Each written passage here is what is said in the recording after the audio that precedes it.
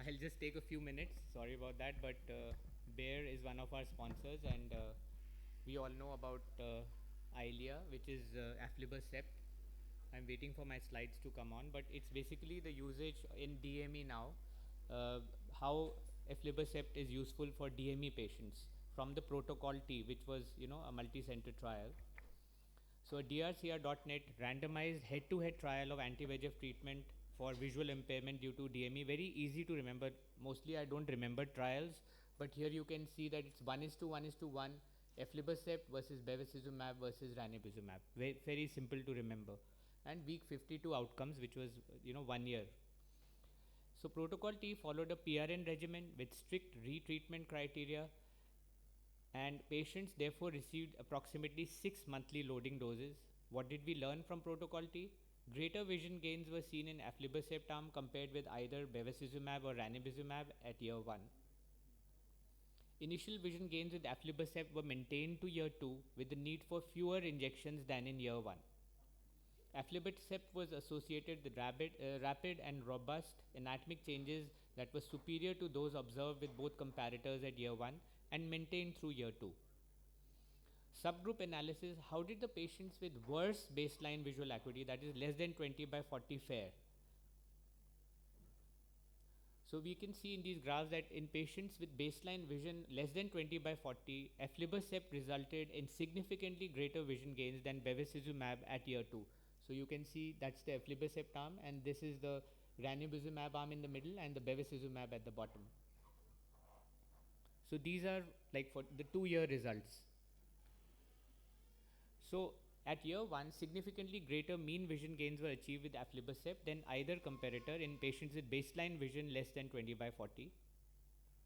At year 2, significantly greater mean vision gains were achieved than with bevacizumab. So if aflibercept is superior to ranibizumab at 1 year but not at 2 years, why still consider aflibercept instead of ranibizumab for DME when vision is 20/50 or worse? So here is what comes as the area under the curve, which is a very important thing. So this is the area under the curve, and the blue graph you can see is that of aflibercept. So you can see that the area under the curve for aflibercept is much bigger than that for bevacizumab or ranibizumab, and these all are statistically significant. So in patients with worse baseline visual acuity, the area under the curve was significantly greater with aflibercept than with either comparator over 2 years, with a mean change in BCVA of 17.1 letters for ILEA compared to 13.6 for ranibizumab and 12.1 for bevacizumab. So the AUC, or area under the curve, was significantly greater with aflibercept.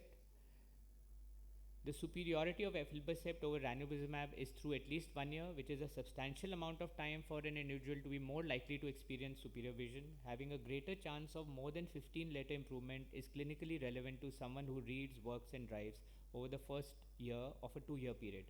A difference at the 2-year time point may no longer be present, but the differences over 2 years are relevant. So was aflibercept superior even in terms of central subfoveal thickness? So this graph tells us that patients treated with aflibercept experienced considerable reductions in central subfoveal thickness regardless of baseline visual acuity. Within the eyes with better baseline vision and with thicker baseline central subfield thickness, there was a suggestion of less visual acuity improvement in the bevacizumab group than in the other groups. In a post-hoc analysis, prevalence of persistent DME continued to decrease through week 24 with intensive treatment and was less likely to persist with aflibercept than with the comparators.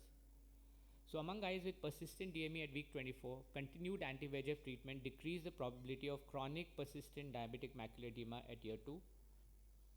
So around 50% of patients receiving aflibercept achieved vision gains of more than 10 letters from baseline to week 12. And in the aflibercept group, patients with limited early visual response gained more than 6 letters at week 104. So continued anti-VEGF treatment is what is required, which led to meaningful visual gains at year 2 in patients who gained less than 5 letters at week 12. So intensive anti-VEGF treatment in year 1 may facilitate a reduced injection burden thereafter. To summarize, early intensive treatment of DME in the first year leads to meaningful vision gains that can be maintained in the long term with a reduced treatment burden. And patients presenting with baseline visual acuity of less than 69 letters is commonplace in clinical practice, and aflibercept is the treatment of choice for these patients with less than 20/40 vision, as shown by Protocol T trial.